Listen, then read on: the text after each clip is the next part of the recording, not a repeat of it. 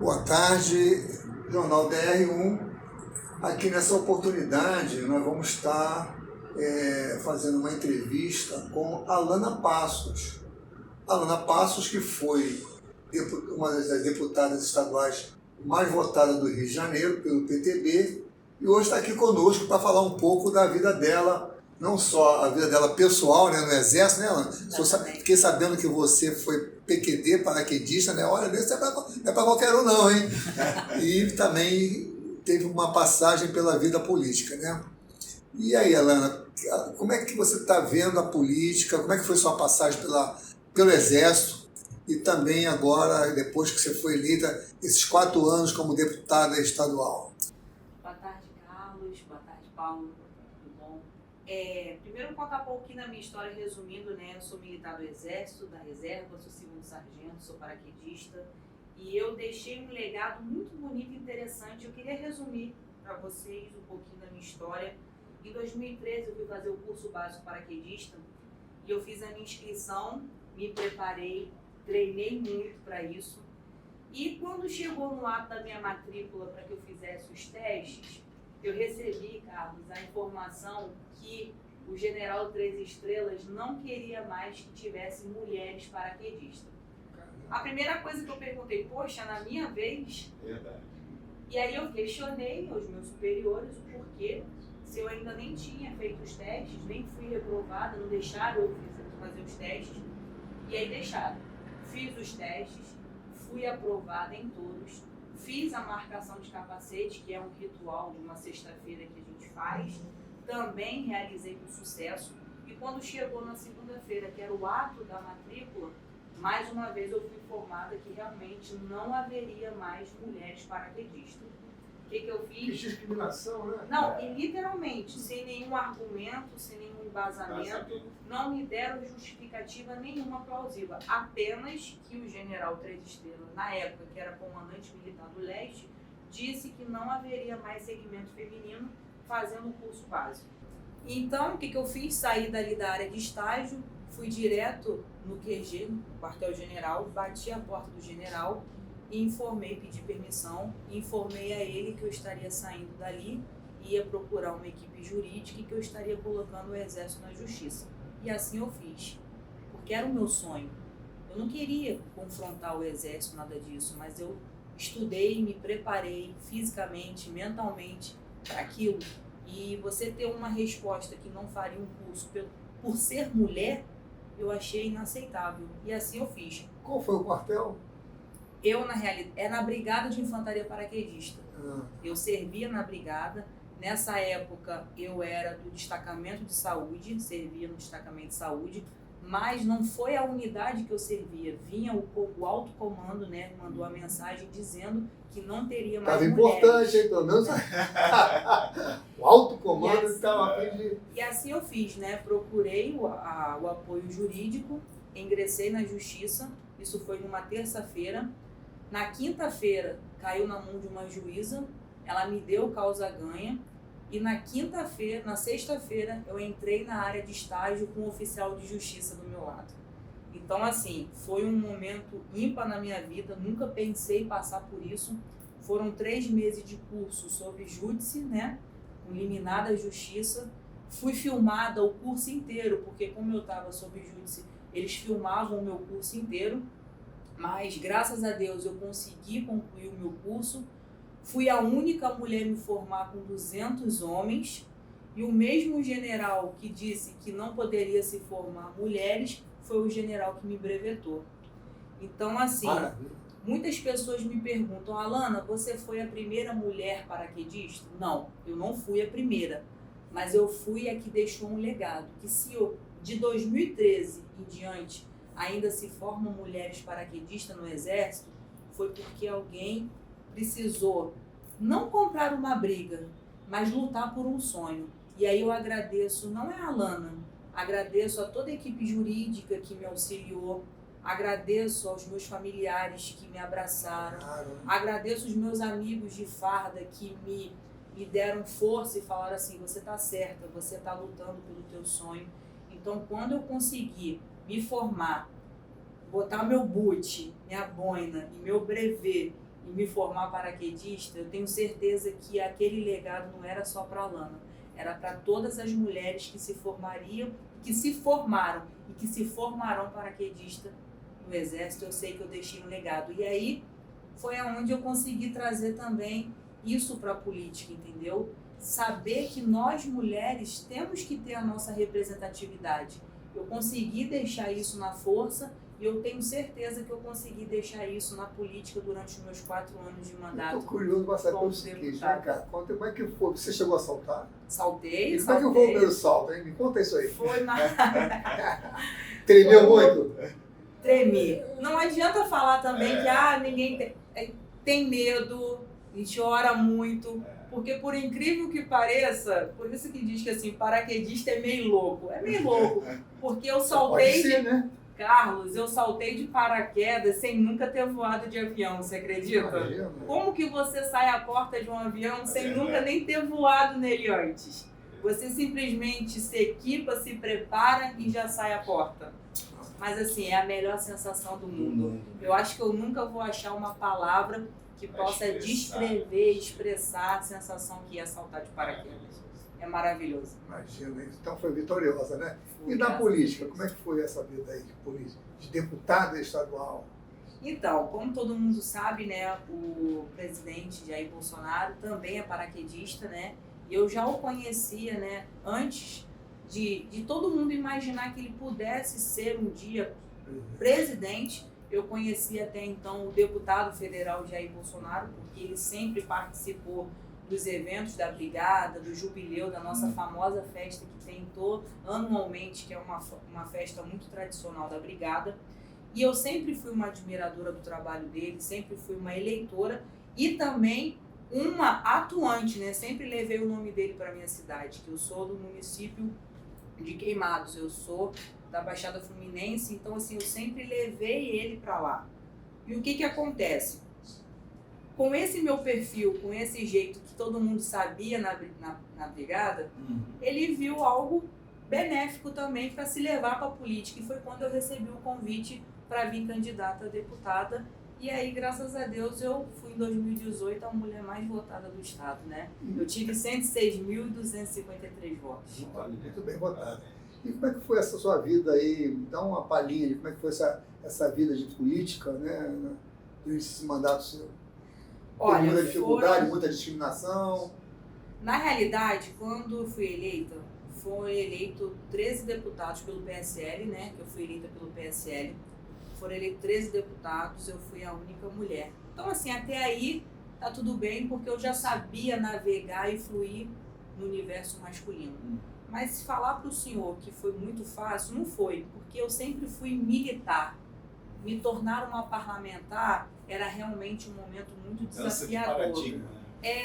Então assim, eu costumo até dizer, Paulo, que eu cheguei no parlamento mais militar do que parlamentar. Sim. Mas como eu sou muito imbuída da missão, sabe? Missão dada é missão cumprida. E eu tinha uma grande responsabilidade. 106.253 votos é muito voto. Mas quando você se torna uma parlamentar, você não é só parlamentar de quem votou. Exato. Eu era deputada do estado todo. Então eu tinha uma responsabilidade muito grande. Eu sabia que todas as decisões das votações, ou dos projetos, ou das fiscalizações que eu fosse fazer, tudo que eu fosse agir, eu estava representando, não era mais a minha família, eu estava representando toda a população. Então eu sempre fui muito consciente em relação a isso. E eu sempre trabalhei, nunca faltei plenário, sempre fui muito participativa, audiências públicas. Como eu disse aqui na nossa conversa, eu tive 385 projetos de leis apresentados, protocolados na casa, 187 leis aprovadas. Mas quais foram as suas bandeiras? Sempre fui na área da segurança, mulher, educação. Todas as minhas leis, se vocês buscarem, vai ter sempre uma envolvendo em cada setor, cada área, porque o mandato ele não era só meu. Eu sempre fui num mandato muito participativo. Eu recebia a população no meu gabinete. As pessoas vinham e traziam as suas demandas. Eu tinha leis que eram para as pessoas com deficiência, para as mulheres, como eu disse, para as crianças, para a educação, tudo. Então, assim, 187 leis aprovadas. Então, assim, agora mesmo, a gente vai entrar daqui a pouco o mês de agosto, né? Não sei se o senhor já ouviu no Agosto Lilás, que é o mês da prevenção e combate à violência doméstica. É minha lei. Então, é assim, eu me sinto muito feliz em saber que é um mês que a gente vai tratar de um assunto muito debatido, que não é só meu, que sou mulher, é nosso, porque todo homem, toda mulher, todo mundo é nascido de uma mulher. Então a gente precisa olhar a mulher, a figura mulher com respeito. A violência doméstica aumentou muito, e principalmente depois da pandemia. Aumentou muito. E a gente ainda tem hoje ainda mulheres que não sabem dos seus direitos, das ajudas que elas podem buscar. Então, assim, a gente vive numa sociedade que a gente tem uma cidade visível e uma cidade invisível.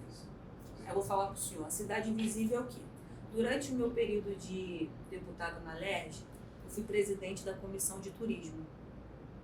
E como presidente da Comissão de Turismo, a gente sabe que o nosso estado, o município, a gente trabalha muito para divulgar as maravilhas do estado. O que a gente tem de mais belo, a cidade maravilhosa, certo?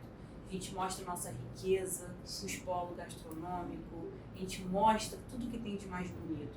Mas a gente também tem a cidade invisível, pontos e locais que ainda estão escondidos. A gente tem a periferia, a gente tem os lugares aonde não chegou aquela informação, mulheres que ainda estão padecendo e sofrendo violência, que às vezes estão sedentas por informações e ajuda. A violência contra a mulher, principalmente durante a pandemia e pós-pandemia, aumentou assustadoramente. E normalmente a maior violência está dentro da própria residência, né? Exatamente. Vem do companheiro, né? E como é que você está vendo essa situação aí? O que você imagina tratar esse assunto? É justamente por saber disso e na prática, não é só de ouvir falar, é na prática porque eu escuto testemunhos. Às vezes a mulher que sofre violência doméstica, Carlos, ela não sofre porque ela quer. Imagina só, vamos dar aqui um exemplo. Uma mulher que é mãe de 2, 3 filhos. A maioria das famílias, o provedor, quem leva o dinheiro para casa é o homem. Aquela mulher, ela nunca foi inserida no mercado de trabalho. Ela não tem uma profissão. Ela está em casa cuidando dos filhos. Aquele homem, ele é um agressor. A mulher, ela quer até sair daquela vida, mas ela vai pensar 2 vezes. Eu vou colocar meus filhos aonde? Eu vou morar na rua? Eu vou levar meu filho para debaixo de uma ponte, de um viaduto? Entre ela sofrer, fica, porque o que acontece? Entre ela sofrer uma violência que ninguém quer e ela ver o seu filho sofrer e passar fome, e eu já ouvi isso de muitas mulheres, ela vai falar assim: Alana, eu prefiro ver o meu filho alimentado e num teto, e eu tenho que passar por isso mesmo não querendo, mas o meu filho está bem. E aí que eu falo para o senhor, ele é o provedor, e aí ele se passa por isso, e ele vai lá e fala assim: quem te sustenta sou eu, quem paga aqui as contas sou eu. Ela não tem como prover o recurso. E foi aí que eu criei um projeto de lei, que já é lei, já está sancionada há 2 anos pelo Estado, que é o aluguel social para mulheres que sofrem violência doméstica. A mulher que comprovadamente ela mostra, ela faz o boletim e comprovar que sofre a violência, ela tem direito a receber um aluguel durante 1 ano, de um salário mínimo pelo Estado, para que ela possa sair da vida daquele agressor, para que ela possa, nesse 1 ano, ser inserida num curso profissionalizante, para ela ser inserida no mercado de trabalho. Maravilha. Agora, essa lei, que é uma lei muito importante para as mulheres, para a sociedade como um todo, né? É uma lei social, quase não se divulga, né? Porque ela parece que fica a coisa lá dentro, né? da LERJ, a própria LERJ não divulga, a imprensa não divulga. O parlamentar divulga. Eu divulgo todas as minhas leis que foram feitas, aprovadas, sancionadas. Eu sempre fiz. A lei, ela é 8778 de 2020, já foi sancionada e aprovada pelo governador Wilson Witzel. Já está sancionada, como eu disse, então basta você fazer o boletim de ocorrência e buscar os seus direitos. Nós, como parlamentares, nós buscamos fazer o melhor para a população. Isso nasceu, esse projeto nasceu justamente por eu ouvir. E vou contar para o senhor, não foi depois de ser parlamentar. Esse projeto nasceu no meu coração porque eu, enquanto criança, eu ouvi de uma mãe, de uma coleguinha minha, enquanto eu brincava na rua, contando para minha mãe que ela não poderia deixar o agressor, que era o pai da minha coleguinha, porque ele era o provedor da casa. Então, quando eu me tornei parlamentar, eu lembrei desse testemunho, desse episódio, porque não adianta falar que a criança não escuta a conversa dos pais que escuta, porque eu escutei, graças a Deus eu guardei, e quando eu tive a oportunidade de me tornar parlamentar, eu fiz essa lei por causa disso. Então, Alana, me explica uma coisa. Por exemplo, uma mulher que está fragilizada, precisa tomar uma decisão na vida dela, está sendo agredida pelo marido, entendeu? Tem filho aí na parada também. Como é que fica? Ela vai, quais são os trâmites? Qual é o caminho que ela tem que percorrer para conseguir esse aporte do Estado, né? Ou seja, esse acolhimento do Estado, tanto do ponto de vista social quanto financeiro? Então, seu Carlos, a princípio, todos os trâmites burocráticos continuam o mesmo. Ela vai procurar fazer o boletim de ocorrência, vai buscar uma DEAN, vai fazer o registro, vai procurar assistência social, fazendo toda a parte burocrática e comprovando que realmente ela sofreu a violência doméstica, vai ser direcionada à Secretaria de Desenvolvimento Social e aí ela vai fazer um cadastro e aí vai ser destinado... Secretaria de Desenvolvimento Social. Maravilha, entendeu? E me diz uma coisa agora, o que você está pensando para o seu futuro político? Porque exército, né, já era, né? Já ficou lá atrás. Exatamente. A menos que aconteça uma guerra aí, né? A terceira guerra. E mesmo assim ainda posso ser acionado, é verdade. Seu Carlos, na realidade, eu aprendi que eu amo muito a política. A política, assim como muitos falam, podem rotular de muitas maneiras, mas a política ela é linda. Quando se feita com amor e com carinho, e você consegue ajudar muitas pessoas, nossa, como é gratificante.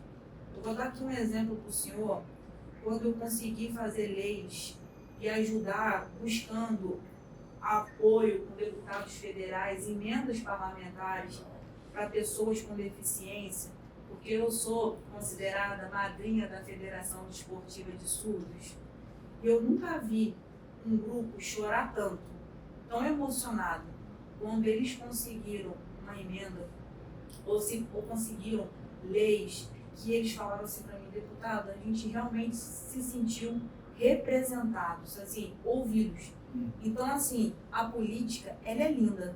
Às vezes, por questão de 1, 2 ou 3, falam algumas coisas, mas ela é linda. Então, assim, eu aprendi a amar muito a política e eu quero permanecer nela. O que toca muito no meu coração, e é igual eu comecei a falar aqui com o senhor, que existe o município, a cidade visível e a cidade invisível. Aqui, como eu relatei na nossa conversa, como eu fui presidente da Comissão de Turismo, e a gente gosta muito de relatar as belezas naturais do município. Aquilo que é bonito, é lógico.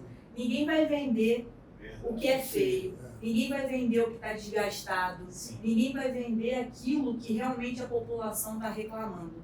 Você só vai vender aquilo que é belo. Então isso é o que a gente sabe que estão vendendo, o visível. Eu tenho como projeto mostrar e tentar de alguma maneira muito positiva resolver e melhorar o invisível. O invisível é o quê? Aquilo que a cidade está padecendo, que é a falta de iluminação, que é os semáforos do nosso município estão todos apagados, não temos podações, as árvores estão, olha, a zona norte e a zona oeste está abandonada. Os nossos BRTs, por mais que possam dizer aí que estão vindo aglomerações gigantescas de obras, mas na realidade, se o senhor tirar um tempinho e ir lá dentro do BRT e perguntar quem usa diariamente o trabalhador, o senhor vai ver que não é nada daquilo que mostram nas redes sociais. Daqui a pouco mesmo, quando eu sair aqui da entrevista, eu vou usar o BRT. Na última semana, Na última semana não, umas 3 semanas eu postei nas minhas redes sociais que eu estava com a minha filha. A minha filha foi massacrada praticamente dentro do BRT.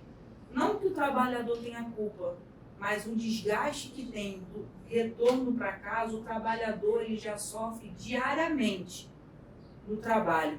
E quando o mínimo que se tem para voltar para casa, que seria um conforto, ônibus com ar-condicionado, na realidade não tem nada. É um desgaste, é uma superlotação, é um sofrimento. Outro dia eu peguei um BRT, estava chovendo.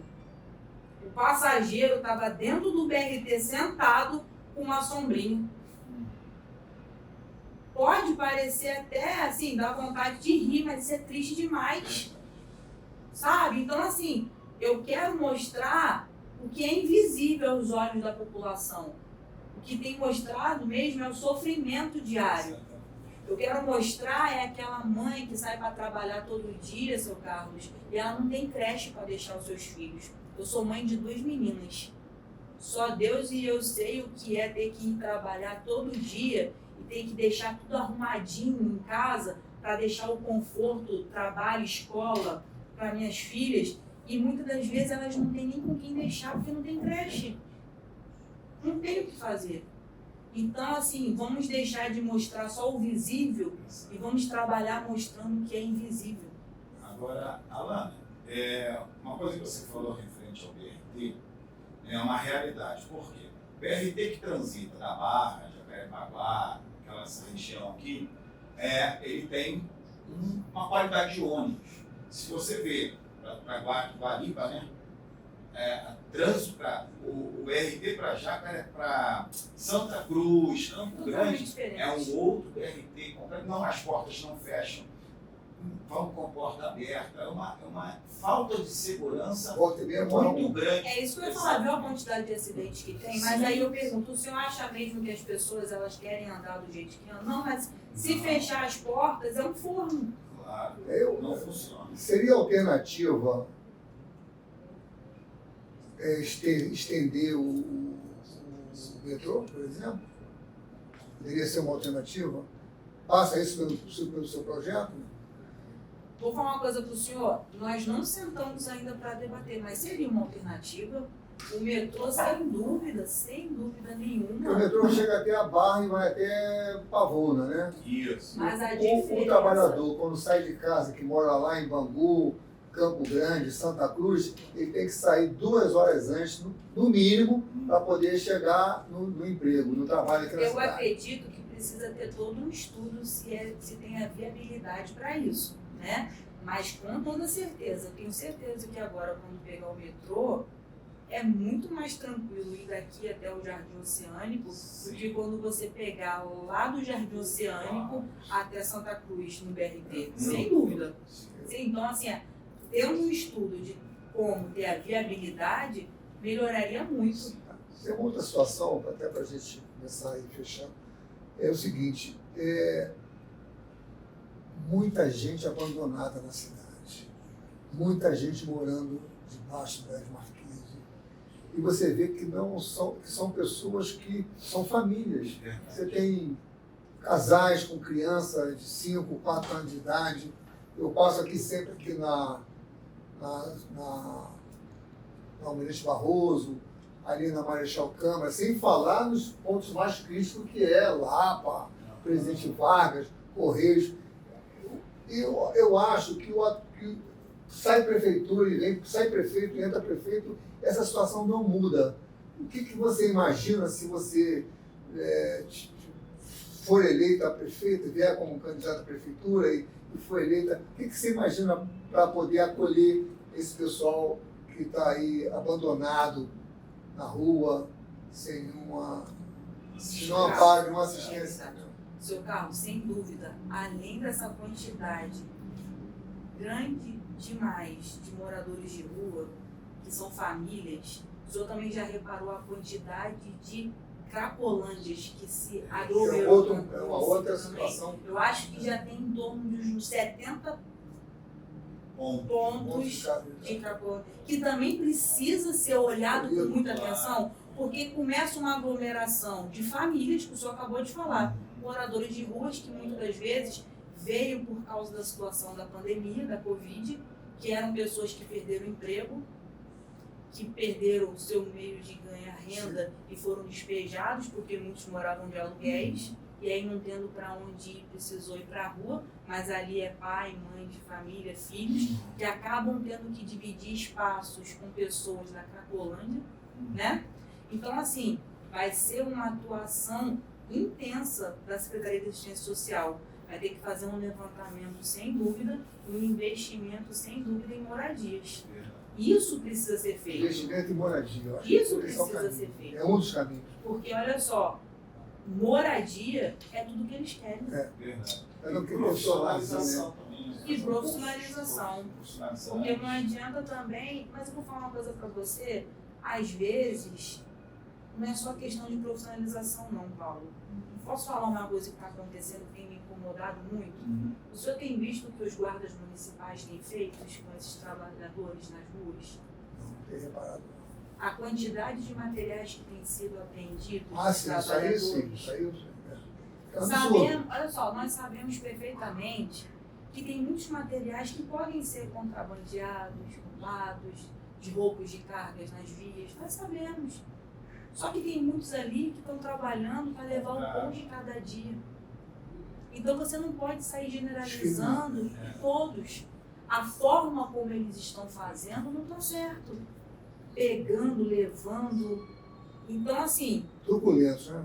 tá sendo abusivo. Algumas vezes eu já vi isso. Eu já vi matérias, eu já vi ao vivo, eu já vi mulheres chorando porque eles levam tudo de uma maneira muito truculenta e era o pão de cada dia da pessoa. Então, assim, às vezes não é um curso profissionalizante, mas a pessoa está ali na labuta tentando levar Eu acho que toda vez que a polícia, a prefeitura, as guardas municipais forem fazer uma abordagem dessa, tem que ter uma assistência social, você não acha? Perfeito. E outra coisa, o senhor sabe Até pra também ver. que tem muito material que é levado que é perecível. Sim. E aí? Tá levando? Tá recolhendo? E, Qual a destinação disso? para finalizar, que recado você daria hoje para os cariocas, para a cidade do Rio de Janeiro como um todo, né? Primeiro, se me permitir, eu queria fazer um chamamento especial para todas as mulheres. Lógico, assim como eu não venho, seu Carlos, de um universo político. Já me perguntaram várias vezes assim, Alana, por que você entrou para a política? A minha resposta era exclusiva assim, por insatisfação. Insatisfação por quê? Hoje eu tenho 2 filhas, na época eu só tinha uma. Eu via tanta coisa de errado e eu falava assim, eu não posso ver as coisas de errado e ficar de braços cruzados. Então, pelo menos eu vou tentar contribuir com aquilo que eu posso fazer de melhor. Então, eu queria falar agora especial para você, mulher. Nós somos a maioria da população. Nós não podemos ver as coisas erradas e achar normal e banalizar. Nós temos posicionamentos, nós temos voz e vez. E precisamos mudar tudo aquilo que achamos de errado. Então não adianta você simplesmente olhar e achar que está tudo natural. Eu não acho justo, seu Carlos, nós sermos a maioria da população e continuar ano após ano de eleição e achar que está tudo bem. Verdade. Então, assim, se você que está aí do outro lado não está satisfeito, não está achando que está legal, esse poder está nas minhas mãos, nas suas mãos. Então, vamos mudar esse jogo. Vamos mudar esse jogo. Então, assim, o meu chamamento hoje é para participação feminina. Nós lutamos tanto para conquistar os nossos espaços. Para quem assistiu aqui e acompanhou até agora o meu relato, o meu testemunho, eu lutei tanto para conquistar os nossos espaços nas Forças Armadas e deixei um legado para dar continuidade da participação feminina nas Forças Armadas. Tentei, entrei para a política, estou lutando até hoje. Então, assim, não adianta a Alana, a Maria, a Joana, a Francisca, a gente está lutando tanto para isso e você que está aí nos assistindo simplesmente achar assim, ó, eu não posso fazer nada. Que isso, você é principal. Você tem um poder enorme nas suas mãos. Então, se posiciona, se coloca à disposição. Eu tenho certeza que você tem um poder gigantesco para mudar não só o município, não só o estado, mas a condução do nosso Brasil. Basta você se conscientizar. Agora, num contexto geral, no nosso estado, no nosso município, que Deus nos dê muita sabedoria e discernimento para a condução das nossas escolhas, das nossas decisões, porque eu acredito que cada vez mais a gente pode melhorar. Basta fazer com boa vontade, com amor, com respeito. Eu acho que com essas palavras fundamentais, com esse sentimento, a gente consegue mudar a história do nosso estado, do nosso município, com toda certeza. Maravilha!